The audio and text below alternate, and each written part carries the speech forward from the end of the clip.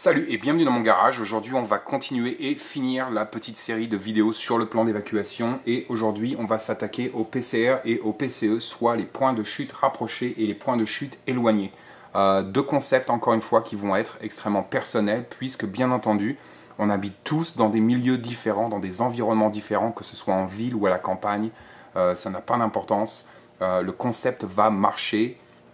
Et donc on va s'intéresser tout d'abord au point de chute rapproché. Le point de chute rapproché, ou ce qu'on pourrait appeler le point de chute de quartier, c'est tout simplement de préparer à l'avance, de s'asseoir avec la famille et de dire voilà, au cas où on serait dans l'incapacité de rentrer à notre domicile, donc là on peut parler par exemple encore une fois d'un incendie ou d'une fuite de gaz par exemple, ou d'une perquisition musclée par les forces de l'ordre dans votre immeuble par exemple. Quoi qu'il en soit votre immeuble, soit votre rue ou voire même votre quartier est bloqué pendant un certain temps et tout simplement vous rentrez du travail ou votre épouse rentre du travail ou vos enfants rentrent de l'école et vous n'avez plus accès au domicile familial. Et donc le point de chute de quartier ou le point de chute rapproché, c'est tout simplement un endroit où vous pouvez vous retrouver. Donc c'est un point de ralliement. Ça peut être extrêmement important. Bien évidemment, dans la plupart des cas, on aura juste à prendre le portable et à appeler notre famille et dire par exemple on se retrouve au café du coin. Mais ce jour-là, peut-être que vous avez oublié votre téléphone, peut-être que vos enfants n'ont pas de téléphone, peut-être que votre époux ou votre épouse a oublié de recharger le téléphone la veille. Donc il peut se passer plein de choses, ou peut-être même encore que le réseau est saturé, comme encore une fois ça nous est arrivé à Los Angeles après un tremblement de terre. Il n'y avait pas d'effondrement de la normalité, c'était pas la Troisième Guerre mondiale, mais le réseau portable est tombé, on n'avait aucun moyen de communication. Et dans ces cas-là, si votre immeuble par exemple est détruit, on a vu des tremblements de terre importants en Italie il n'y a pas très longtemps, avec des milliers de personnes encore une fois évacuées. Si vous n'avez pas vos moyens de communication à ce moment-là, comment faites-vous pour retrouver vos amis, votre famille, votre époux, votre épouse ou voir vos enfants? Donc c'est bien que toute la famille sache, ok, s'il y a un problème au niveau du quartier, de la rue ou de l'immeuble, on se retrouve au parc du coin, au café du coin, peu importe, à la fontaine du coin, ça n'a aucune importance. C'est à vous de voir quel point de ralliement vous adopterez pour votre famille. Bien évidemment, encore une fois, les points de chute, tout ce qui concerne les PCR et les PCE en fait peut être extrêmement simplifié, mais ça peut être aussi très complexe. Donc vous pouvez choisir un point de ralliement ou un point de chute rapproché qui vous offrira le plus d'avantages tactiques possibles. Si vous pensez à votre épouse par exemple, peut-être qu'un café c'est bien parce qu'ils sont ouverts tard le soir, qu'il y a toujours du monde. On peut s'asseoir tranquillement, prendre un café et attendre notre époux ou notre épouse. Donc voilà, pensez à tout ça. Le point de chute rapproché c'est extrêmement important. Vu qu'on est sur la carte, là j'ai pris comme exemple le 14e arrondissement dans Paris. J'ai pris un domicile fictif, donc dans le 14e, rue Raymond Losserand plus exactement.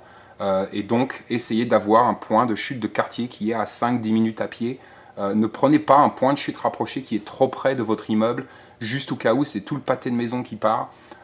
C'est bien que votre point de chute en fait ne soit pas lié au quartier immédiatement à votre immeuble ou à votre rue. Prenez quelque chose qui est à 5-10 minutes à pied. Okay. Les points de chute éloignés, aussi extrêmement importants. Personnellement, j'ai 4 au minimum. J'ai 4 points de chute éloignés. Tout simplement, là on passe à un effondrement de la normalité qui est peut-être plus personnel, mais qui peut s'étendre au niveau régional, voire national. Donc là on a un gros problème, peut-être qu'il faut fuir la ville. Encore une fois, c'est extrêmement important pour nous de ne pas devenir des réfugiés, pour nous de ne pas juste vagabonder et d'avoir donc un point de chute et donc une destination. Extrêmement important. Il est beaucoup plus facile de maintenir la vie sous un toit, avec un domicile, avec des gens, plutôt que de errer tout simplement tout seul, sans savoir trop où aller. Donc avoir des points de chute, c'est extrêmement important. Généralement, la chose la plus simple avec les points de chute éloignés, donc encore une fois, ça peut être, on est obligé de fuir soit le 14e arrondissement, soit Paris, soit la région parisienne.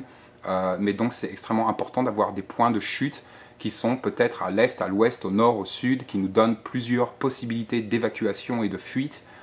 Et bien entendu, ces points de chute seront généralement C'est encore une fois le plus simple, la maison d'un parent ou d'un ami. Okay, donc essayez d'avoir des points de chute assez éloignés, genre 400, 500, 600 km de chez vous, et aussi avoir des points de chute qui sont juste à 50, peut-être en dessous de 100 km.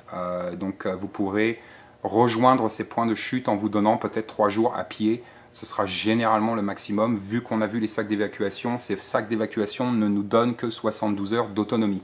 Ce qui est extrêmement important avec les points de chute éloignés, c'est peut-être de parler d'abord à vos familles, à vos amis, en disant, voilà, si j'ai un problème chez moi, est-ce que d'abord je peux venir chez toi, et si le cas échéance, et si la réponse est oui, peut-être décentraliser quelques affaires.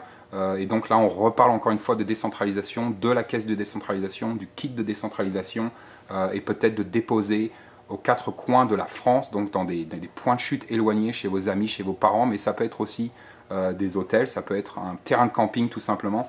Mais dans le cas où c'est vos amis et vos parents, peut-être déposer un kit de décentralisation avec juste le nécessaire, juste les essentiels, comme on les a vus, un peu d'eau, un peu de nourriture, peut-être une méthode énergétique, un réchaud à gaz tout simplement, une couverture, des affaires de rechange. Si vous avez des enfants, peut-être des jeux pour les enfants, peut-être un kit de premiers soins.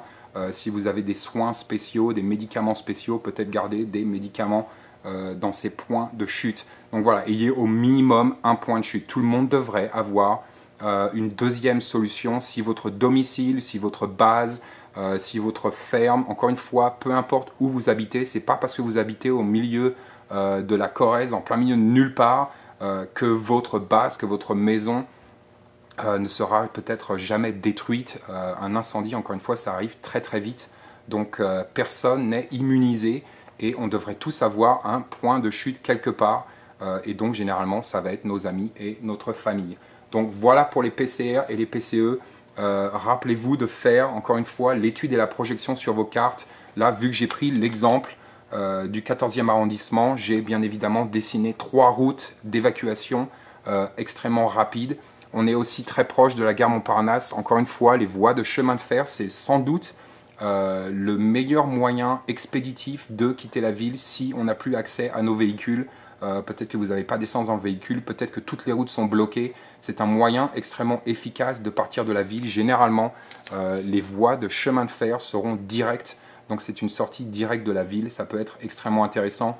Là, on est juste à côté du cimetière Montparnasse. Dans les cimetières, généralement, il y a des points d'eau, des petits robinets. Donc, j'ai marqué H2O. Mais donc, faites un repérage, une étude et une projection sur vos cartes de votre quartier, de votre ville, de votre région et ainsi de suite. Et pensez aux points de chute rapprochés. Donc, un point de chute de quartier, c'est extrêmement pertinent. Et les points de chute éloignés. Stay safe.